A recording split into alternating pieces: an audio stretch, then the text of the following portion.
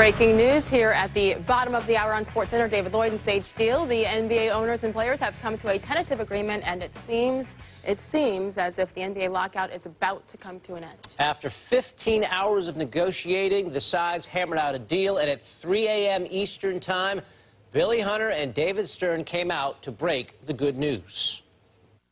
Well, we've reached a tentative understanding that is subject to a variety of approvals and very complex machinations, but we're optimistic that that will all come to pass and that the NBA season will begin on December 25th, Christmas Day, with a triple header. Or is it? But I won't give you the details to tune in yet. We're very pleased that we've come this far. There's still a lot of work to be done in a lot of places with a lot of committees and player groups and the like, but we're optimistic that it will hold and we'll have ourselves an NBA season. What we have to do is obviously sit down with the litigants because it has to be resolved in the context of litigation. We're confident that once we present it, that they will support it, and I think that's why Derek and Maurice are here. They're both defendants in the case that was filed by the NBA here in New York City, and they're participants in the settlement, and I think they're convinced that they can do it, and that'd be principally part of Derek's job and Maurice. Derek?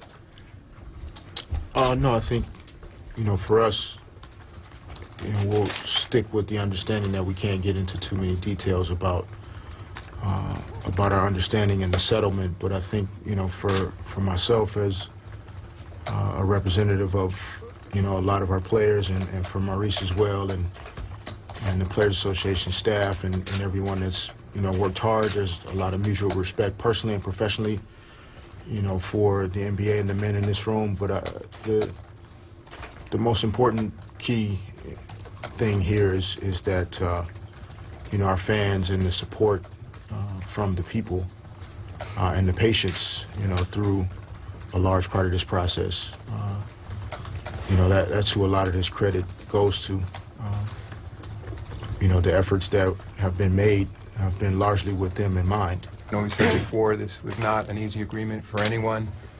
Owners came in having suffered substantial losses and feeling that the system wasn't working fairly across all teams, and I certainly know that the players had strong views about expectations in terms of what they should be getting from the system, so it required a lot of compromise on both parties' part, and I think that's what we saw today.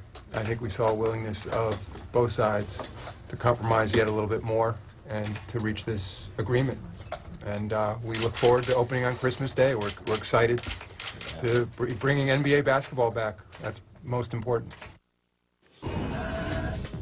Some of the key points in this tentative agreement: training camps open, free agency begins December 9th. Again, there'll be a 66-game regular season beginning on Christmas Day with that triple header. Sources also tell Chris Broussard that the deal is for 10 years. Each side can opt out after 6. That BRI split, basketball-related income, which was really the key point in this lockout, is between 49% and 51%. That means that's how much the players will get compared to the 57% they got in the last CBA. Owners will have to spend 85% of the salary cap on team payroll in the first 2 years, 90% 3 years after that. More perspective now from PTI's Michael Wilbon. No offense to all the folks who have been negotiating over the last few weeks and months, but thankfully the NBA is ready to start doing something it does a whole lot better than talking, specifically quality. Instead of wondering whether Mark Cuban is a hawk or a dove on the labor front, or whether Dirk is going to entertain offers from Europe, we can get back to the question of whether the Dallas Mavericks are a one-hit wonder or a champion with staying power.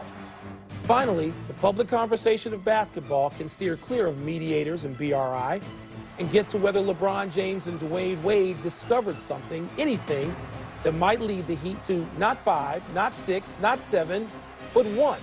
A first championship. Whether a shortened season might help the Celtics and Lakers look mature instead of old. Whether the Bulls know the difference between having an MVP or surrounding him with championship talent. whether Oklahoma City is going to be the next San Antonio or the next Sacramento, or whether the Knicks are a serious contender or simply a conversation piece, whether there's any real chance Dwight Howard stays in Orlando, or could he wind up playing alongside Chris Paul whenever and wherever. Even with games missed, feelings hurt, all could be forgiven. The product put on the floor is any kind of encore to last season. Negotiating always gets leagues in trouble.